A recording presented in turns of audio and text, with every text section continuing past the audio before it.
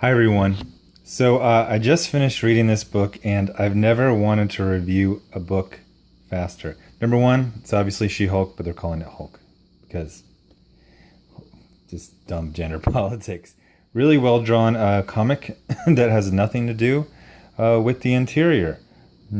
Nobody, nobody, she doesn't fight anyone, she doesn't lift up a car. She transforms on the last page, and then that's the lead up to the next issue. So start off, I did a video last week that said, "How can a press release be this sad?" This one is, how can a plot be this sad? So check it out. So they're basically talking about why She-Hulk is now called the Hulk, and she's humorless and miserable. Okay, so this is issue 8. This is the actual summary. While Jen has so far avoided any superhero activities, you're in issue 8 and you're literally admitting that she's avoided being a superhero for 8 issues. Oh my gosh. Her resolve may at last be broken. Oh, so we're going to get a whole issue of a superhero considering doing superhero stuff? Okay, that's literally what you get. Oliver, one of Jen's favorite cooking web show hosts. Okay. So a lot of people hammer on me for not reading all the issues. Like if I'm reviewing issue 26 of Batman, they say you should have read all previous 25 issues. I don't really believe in that. I think books should stand on their own. Some people say, a floppy is just a chapter in a book. To that I say, go to a bookstore and just try to buy one chapter. Tell me how it goes. But anyway, a lot of times I'm proven wrong or I miss something. And I'm only partially at fault because the writer should bring you up to speed on it. So last issue where two guys gave a mutagen to a gay YouTube cooking host so that the video could go viral so that they could get rich. I'm not joking. I'm not making that up. Anyway, Jen was very distraught at seeing this guy who I assume that she knew in real life. It was not mentioned, and in the comic it just seemed to be a random YouTube that she really liked, a channel and a host, but it turns out he's a complete stranger. Oliver, one of Jen's favorite cooking web show hosts, so not the favorite, but like one of them, was drugged on air, I don't know why on air is on quotes, by a pair of producers who wanted higher ratings, and he transformed live into a hideous new type of monster. So, we get to see that right here. This is... People have said, they're like, when I say this is the worst comic I ever read, they say, oh, you say that a lot. Well, it's like, well, I'm constantly reading new bad comics. I seek out bad comics like this just to roast them. This might be the worst comic that was ever made. It's so bad on every way. So then we get to, OMG, social media is, a thing? So then it's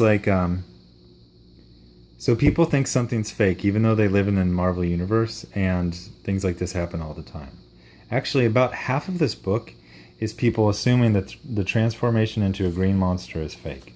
So then the two gay guys... By the way, almost everyone in this book that's not a woman is gay. So then the two gay guys are going down the Google SketchUp street. And then Jen is in her Google SketchUp. Oh, I think she's still at that dockyard. Then she's talking to her assistant, who is of course gay and a minority, because minorities of all types are, and I got this term from a reader, they are purse puppies.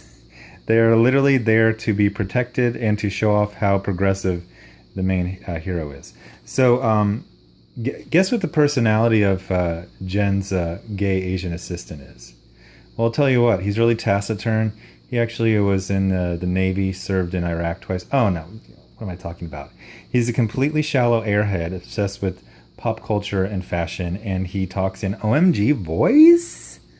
So, of course, since the main character is a woman, she talks like a general out of a 1950s movie. She's like, Bradley, it's Jen. Yeah. What is happening? I don't know, but did he explode? Is that a thing? Bradley, I need you to So then she gets into her Google SketchUp car, and then she goes to Google SketchUp Manhattan. No, wait. No, she jumps there. Hey, so there was an off-panel transformation, and then there was an off-panel jump. So there was some action. Then we get the cooking show host and his boyfriend in the Google SketchUp car. Then we get to the two villains. You know they're villains because they're white. And so again, they're talking about their terrible plan to make a video go viral and get rich from it. Not to get into the intricacies of monetization, but it doesn't work like that. Not remotely. You don't suddenly get rich off of one video. You have to build a channel and build it for years and be successful at it. So remember when she hopped to Manhattan because she was really, really on the case. Apparently she went to Manhattan just to go to sleep. Because then we get next morning, pre-coffee, early. OMG, like coffee? Like, you do not want to talk to me before I have my coffee. Everyone in here is like a cliche. One thing I realized is I really have to like apologize to the millennials when I'm always making fun of millennials. I'm not really making fun of millennials. I'm just making fun of super cliche millennials that pretty much exist only in media, on social media, you know, on TV and comics and movies. Like, I don't interact with these people. I don't walk by them on the street. They don't really exist except for Tumblr and Twitter and in Marvel Comics. But so she jumped back to Manhattan to go to sleep and then basically Google Oliver. She doesn't know where she is, but she's very, very slowly thinking about getting involved. So then she goes to her purse puppy assistant and she says, I love that my gluten-free assistant is obsessed with a baking show. Come on, he's adorable. He's actually kind of disgusting, and a lot of people pointed that his design is very off-putting, and he just came off really gross and cliche. So I don't know why anyone would think he's adorable. Bradley doesn't share my love of cake, but he loves a gay man making cakes. What I don't. This is like purse puppy, like kung fu, like this Mariko Tamaki, who, by the way, funnily enough, she is a purse puppy of the progressive white editors at Marvel, who very obviously hired her because she's Asian and a woman, and not because she has any talent in writing comics or any real interest in writing superhero comics at all. So then Jen, like, very slowly goes to investigate. She tracks down the studio the next day, and then the random, like, the sound editor. By the way, the sound. Oh, look! All of a sudden there. I don't know. Did Google SketchUp crash? All of a sudden there's no backgrounds at all. So then the hero, of course, gets B cups because she's a female superhero in a Marvel comic circa 2017. Jeez, probably A cups. But the random sound girl gets some big old boobs. And then the guy who uses Google SketchUp totally screws up the perspective here. So then Jen finds some of the mutagen cake batter. And we don't learn that she's an idiot for a couple pages. So then the two gay guys are in a Google SketchUp hotel. The boyfriend knocks on a Google SketchUp door. There's a broken Google SketchUp mirror. Then he gets a call from people who are, it's just like millennials, like, oh my god, you're like, okay. And then he turned into a monster again, he leaves. That was 2 pages. Oh, then we get a description of all of her cakes. Harvard man. He's a Harvard man and he's making a freaking YouTube channel about baking cakes. Accountant turned online baking sensation. Like I say about these SJW comics, these are not comics. This is just some random Asian Canadian woman paying her rent on time for 3 months. No, paying her on time for 8 months. So then the gay guy is, of course, commenting on the man's looks. He's basically been horribly mutilated, probably going to die for this, but he's like, gorgeous hazel brown eyes, killer buttercream icing. I'm not kidding. That's the dialogue. And they're looking for him. And, well, they're looking for him slowly. That's not crazy. He's like, Yes, but first I'm going to say I am very CSI right now. He's just like Googled stuff. So now they're very, very slowly solving the crime. Oh, by the way, Jen Walters, the idiot, went to a scene that had a mutagen on it, put it in a coffee cup, and then left some there. So of course the sound girl immediately gets mutated. Then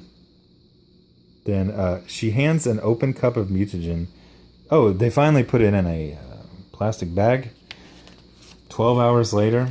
So then we get a Google SketchUp bar where the bad guys are openly talking about their crime. Emerge upon Google SketchUp Manhattan. And luckily, the mutagen guy found them. And he says, "What did you do?" Then we get another page of them again watching the video. And it's a whole page. We're like 18 pages in. As you've noticed, nothing's happened. Her purse puppy assistant says, again, like it's like the 10th person is like, this is special effects, right? And then we get, the woman who gets like a mutated hand posts on it on, I can't tell what social media they're trying to be, but they're like, are you okay? Looks infected. Go to the hospital. Yuck, a monster power. Like I said, this is when I realized that this is such a small percentage, but it's just, they just find each other. So then they're again very slowly solving the crime. Then we get this really cool, it's like Bendis, Whedon speak. It's like so they discover the names of the bad guys. Mind you, this is the second issue in. Stephen Ray drugged him and made a video of the results. How much do I hate Stephen Ray? A lot. Jesus. This is seriously gay what do I call you? Subscribers? I don't know if you're subscribers, viewers. How much is this insulting you? Like I mentioned before, I live in a neighborhood that is pretty much the gay neighborhood of the city. The funny thing is, I think I might have mentioned this. There's a hardware store, and then there's a gay club named Hardware right next to it. And one time I needed to get some hardware, and then the hardware store was closed, but the hardware was open. And it was very frustrating because I needed some bug traps. But anyway, so then they're again very slowly solving this crime. And then we go to a Google SketchUp house. The monster knocks on the door and says, "Monster juice." "What do you want?" "Monster juice." "Okay, cash only." Oh my gosh. So then they show up, and so then, okay. I'm literally qualifying this as the worst comic book that's ever been made. And I want you out there to put in the comments suggestions for worst comics ever made. Because this one just hits the... I was going to say... So number 1, diversity checklist hire of someone with no talent and no interest.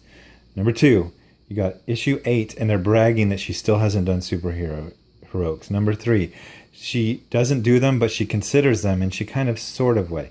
4, every man is either evil or a purse puppy.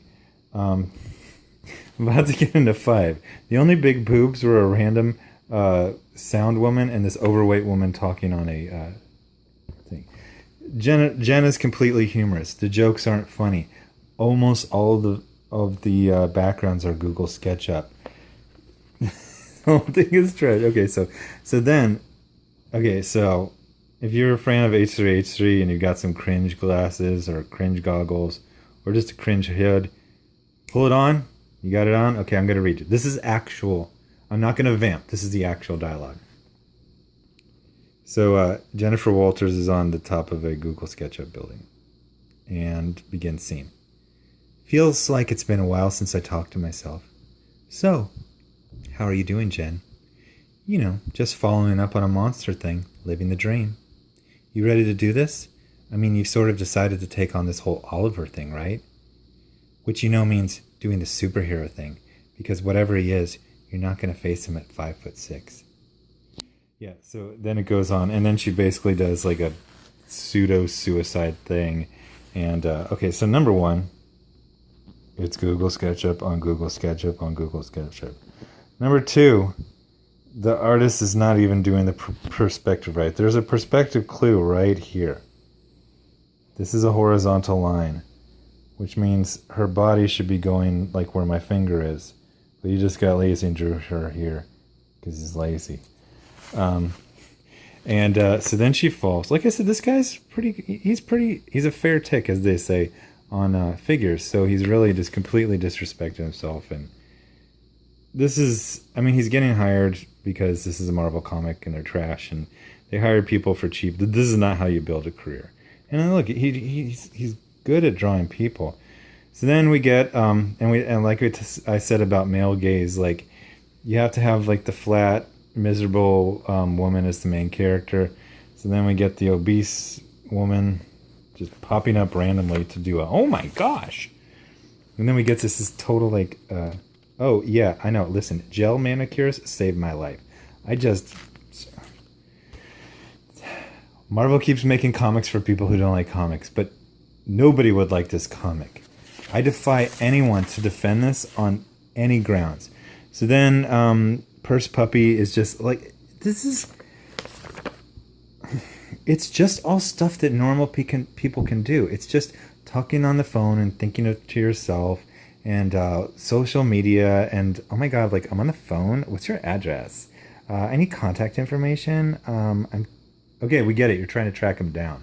First of all, in any good comic or TV show, you cut past this part, and the hero walks in. And he's like, "Hey, I got the address." It's like 90% of Felicity scenes on Hero.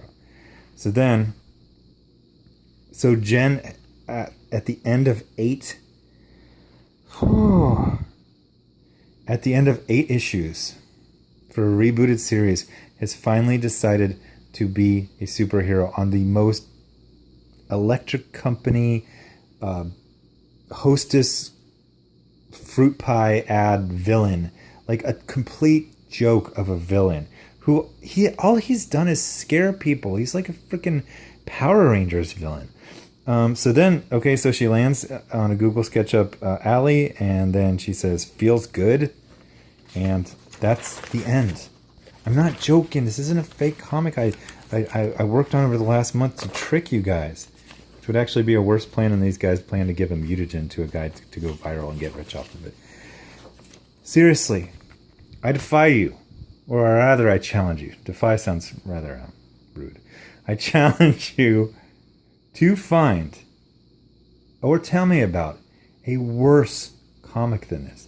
Got a pretty cool cover. Again, OMG, it's like a selfie. It's like a camera phone. Oh my god.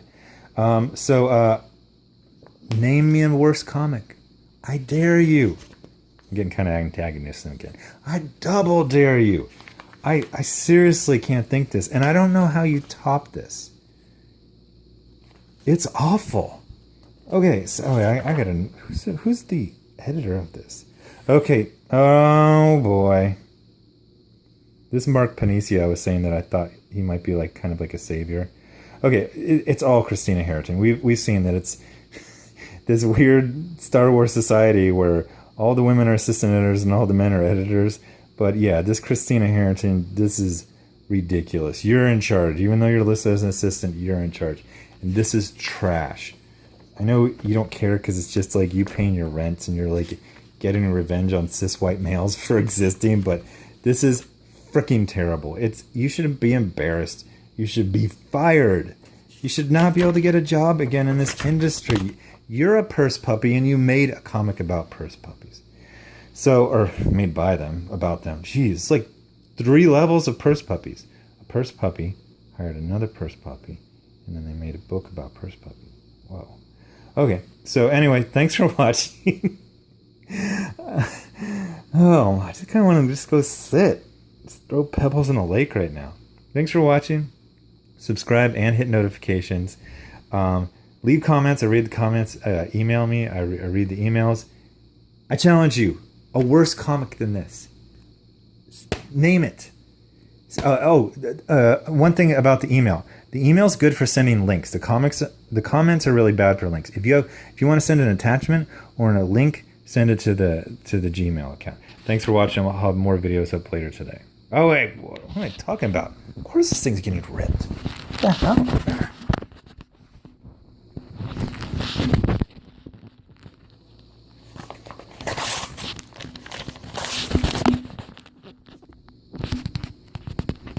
All right.